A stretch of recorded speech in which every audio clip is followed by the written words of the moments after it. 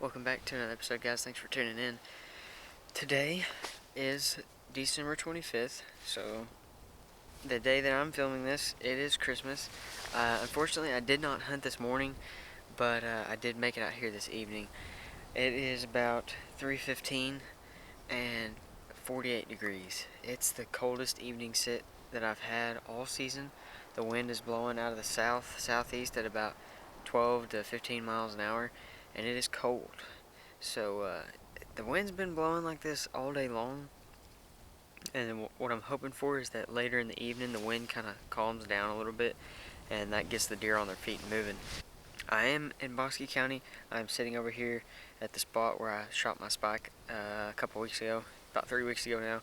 So I know that there have been some deer in this area, and in the morning and evening, does that have been hitting this feeder, but James came over here and hunted it last night or night before last over there in the pop-up blind, and he said that something had knocked the feeder over, so I'm assuming cows. I don't believe I have an SD card in the trail camera, but I'm going to crawl down and check it here in just a minute. The feeder is back up and running. It's been going for at least a day now, I believe, so there's quite a bit of corn on the ground. Looks like maybe last night's throw and this morning's throw on the ground, so I'm hoping that they realize that the feeder is up and going again, and they will be here. So I do apologize for the wind noise, guys. I know it's pretty rough, but I'm going to put a little beanie on and some gloves on and try to stay warm. Since it is December 25th, I want to wish everyone a very Merry Christmas. Thank you so much for all of the support, and I hope you guys are enjoying your break, and I hope you guys are having an amazing Christmas.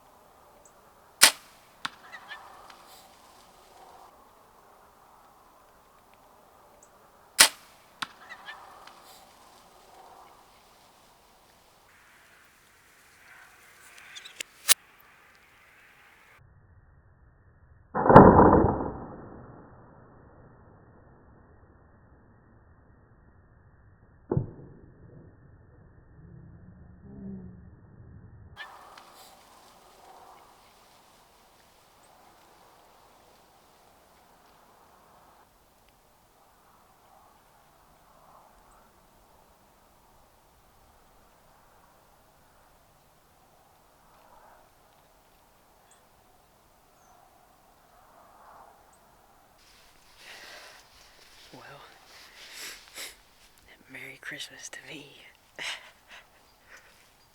That shot was about 47 to 48 yards. I've been sitting here freezing my butt off all afternoon. And I just so happened to look up and see that sow and those piglets come running in.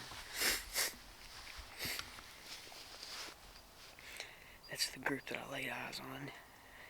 They busted me and she hadn't been back since. She's really, really skittish, really spooky, so I knew that I needed to take her.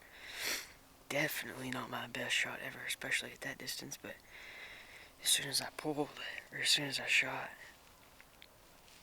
she moved forward a little bit. I haven't had time to rewatch the footage yet, but I picked up the camera and I could see the red flash, and then I watched her fall over, so they acted like they were going to come in, but they may wait until after dark. I'm going to give that sow plenty of time to die.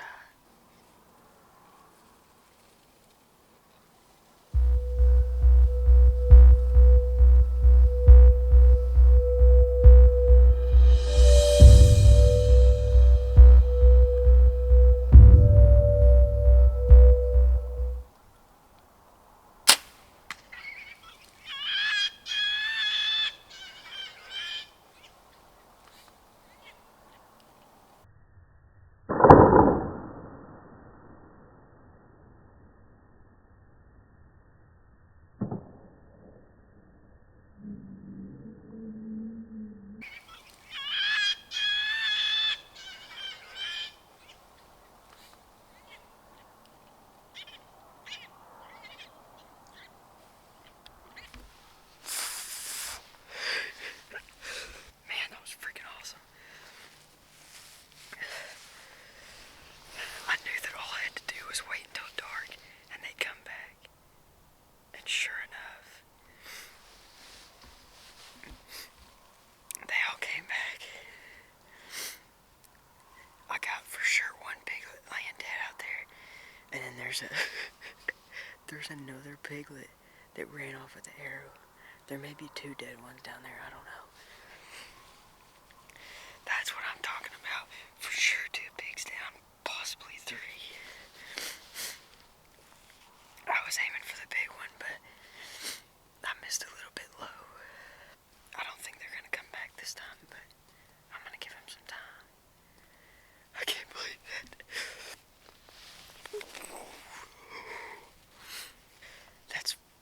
That's 2 pigs, possibly 3, at 46 yards. Merry Christmas. I love bow hunting. This is why I do it right here. So even though I could have sat in a rifle blind and with a heater and stayed warm and popped one with a rifle really easy, I froze my butt off and I got it done with a bow. And I'd much rather get it done with a bow than with a rifle any day. So other than hanging out with my family and getting to spend time with them together and getting some awesome new broadheads and a couple other things for Christmas this morning, that right there is at the top of the list for best Christmas present. Alrighty guys, here's the first one. Nice and bloody. I guess that's what a 2-inch mechanical does to a hog.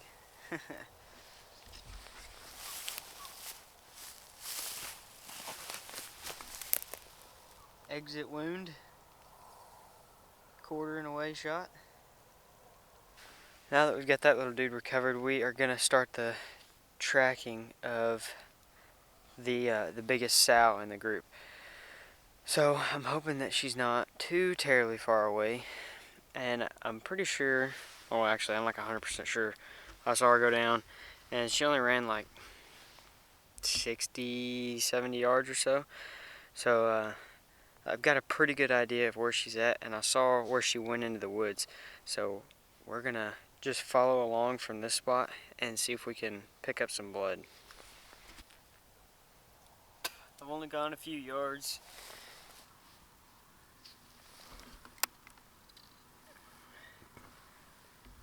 There's the first little speck of blood right there on the side of that leaf. And let's keep moving. Right up here, there's some good blood. There's some good blood all right through there, that little area. Right up here, a little speck right there. I guess just from tracking everything that I think that I've ever shot, putting in some effort to find it somehow, some way, I think that's how I got good at tracking blood. But right here, I want to show you guys just a little speck on the side of this stick. Now there's some other blood around it, but this is the kind of stuff that I look for whenever I go out and I'm having trouble finding a hog that I've shot.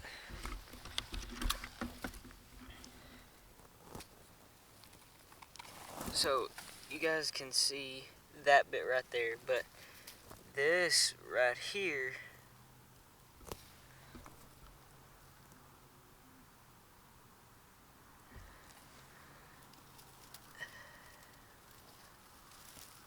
these little bitty, those are the little things that you need to look for if you're having trouble. Just start looking on the sides of leaves, start looking on the sides of little sticks, just start looking everywhere. I've been in the situation where I've put a not so good shot on an animal and been down on my hands and knees crawling around looking for blood and have come up successful before. Although it can be frustrating when you're not finding your animal or you're not finding very much blood, to get down on your hands and knees and do your best to find the animal that you shot is something I do every time. And sometimes there are situations where I shoot and it's like somebody took a paint can and just poured blood all the way to the animal, and that's nice. But there's times where even when you make a good vital shot on an animal, that they just close up. Their their outer skin or layer, whatever, closes up, or they break the arrow off or something, and they just don't bleed very well. And so I would just encourage you guys to not get discouraged because you're finding very little blood, even though you know that you probably made a, even though you know that you made a good shot. But animals can do crazy things in the woods whenever they've got an arrow through them, and you want to take your light. And in some situations, when you're looking for blood, you want to take your light and you want to go at different angles. So instead of coming at the ground straight on like this, you want to come and hold your light off out to the side and look in. That just gives the light a different angle. It gives it things a different view. It gives your eyes a different view. So the shadows are different on the grass and everything now. And so you can also come from straight above. So like this blood shines differently at different angles. And so I can come off to the right and I can see it. I can come up above it and see it really, really, really well just because of the angle. I can come straight, like right up here by my face, or I can come off to the left. And when I come off to the left, I see it the best. So just try all different angles. When you're in a situation where you're stuck and you're not finding very much blood, just take your light and go all different angles, up, down, left, right, and give yourself edge and give yourself the upper hand to kind of help yourself out. I don't know how I came up with that. It's just kind of one of those deals that I was trying out, just messing around one time, and was tracking an animal. And I think what had happened actually was, how I found that out was, I was tracking an animal and I just happened to be shining the light one direction and saw the blood better at one angle than I did the other. So ever since then, whenever I get in a situation where I'm having a hard time finding blood, that's what I'll do. I'll kind of go different angles and do my best to find it. So I've gone just a few more yards and there is some blood right there. I know it's kind of hard for you guys to tell because it's kind of starting to dry up, but there's some blood right there. That right there, folks, is one of the best sights in the world. Blood on the side of a cactus. Gotta love it. And whenever you look up and you look through the trees right up in here, look what we have. There she glows. There she glows.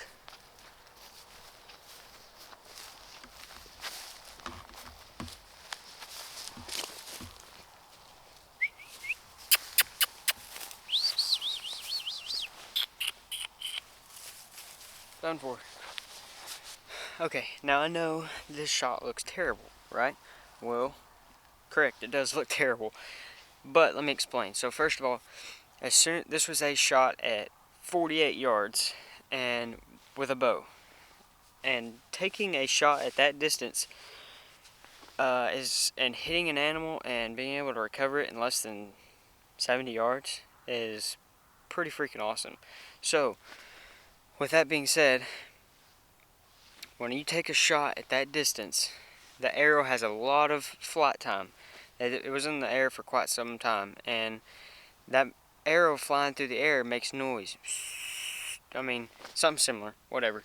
But when the arrow's flying through the air and it's flying at the hogs, they hear that. And so, as you guys saw in the slow motion replay, she jumped forward. And when she jumped forward, boom, right in the guts. So, it was not because of a lack of my shooting ability. It was because bow hunting animals at that distance, sometimes they just move. Which, they'd move at 12 yards too. I mean, that spike that I shot in Fairfield several weeks ago, he was standing at he probably wasn't 12 yards, he's probably closer to like 15 yards, but still, he jumped a whole 6, 7, almost 8 inches upon the shot. So, sometimes they'll do that, and that sucks, yeah, but still recovered it. Animal was still dead in less than a minute. Still watched it run off and die in sight. And what happened here is you can see this really, really, really steep angle. So when the arrow went in, like look how steep this is, guys. So when the arrow went in, you can see how it could have traveled all the way through this pig's body. And if you look, well, you can't see him anymore, but if you look really closely, right there on the backside, ouch, ouch, ouch. Which if you guys will look really closely right there, you'll see some bubbles. So what happened in this situation was when the hog ran, she was running quartered really, really hard, and it hit her in the soft spot of the guts, ran all the way up through her, and poked some lungs. So it actually ended up being a phenomenal, like a really good shot, and I will take that all day long. But anyway, another good thing about this shot and the placement, I know the placement looks terrible, but not only did I get lungs, I also took out all the guts, and also I was able to hit it what looks to be right in the femoral artery. So I don't know if I have it on video or not, but as she's running away, I just see blood pouring out of down her back leg. And what that means is that I hit her in one of her main arteries in the body, and that being the femoral artery. And I've seen that happen multiple times before, but this hog was dead in less than a minute, and now she's laying right in the middle of a cactus flat. Yeah, gotta love it. But yeah, you guys can tell on these fletchings right here how that arrow penetrated all the way up to the fletchings, actually even further. Looks like there's blood inside of the nocturnal, but yes, this head did open. The reason why it's closed is because it closed on the way back out. So, got the broadhead back. Awesome. Sorry guys, I apologize for the crappy lighting, but even though I felt like I did make a good shot, this hog still only ran about 60 yards or so. Had an absolute great evening. It was cold. It was really, really cold, and they came in before dark, and then once again after dark. So, ended up being an amazing hunt. And thank you guys so much for following along. It's been absolutely crazy. What a Christmas day, right? Thank you guys so much for all of the love and support. I think as this video goes live, I will be breaking the 6,000 subscriber mark. So I have nothing to say except for a huge thank you. You guys are absolutely amazing.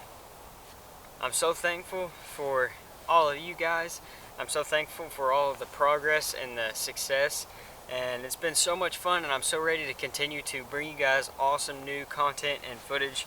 And hopefully you guys are enjoying this kind of footage. I know I'm having a ton of fun bringing it to you, and even though I was tired and I was cold and I really didn't want to get up and come out here. I did it. I came out here, I sat in the stand. The feeder had been falling over, and I didn't think that I was going to see anything. But hey, patience and persistence pays off in the long run. Whenever you go out, you're confident, and you have a good attitude, you have fun, just like I did tonight. I know that I tell you guys to practice all the time, and it's something that I need to continue to do also. But made good shots. Made a good shot on this little black one right here. But I obviously need to continue shooting at 50, 60, 70, 80, 90 yards and help myself out. And at the closer distances, and even at 48 yards or whatever it was. Anyway, I've got some awesome trips coming up that are planned, and I am ready to start hunting in some new areas. Super excited to be bringing you guys some new content, some new footage. So for now, we will stick to shooting these dudes, and I'm loving it. I'm absolutely loving it. Headed back to East Texas this coming weekend, and I'm going to be on doe patrol. I'm going to lay down as many does as I possibly can, and hopefully I will fill some coolers on the way back home. I'm going to go get these two little hogs right here cleaned up and processed, and I think I'm going to call it a night. Thank you guys so much for watching. Hope you enjoyed this episode. Thank you for always tuning in. I appreciate all the love and support. Please keep hitting that share button. Keep liking. Keep dropping those comments down there. I love talking to you guys. Y'all are absolutely amazing, and I'll catch you on the next one.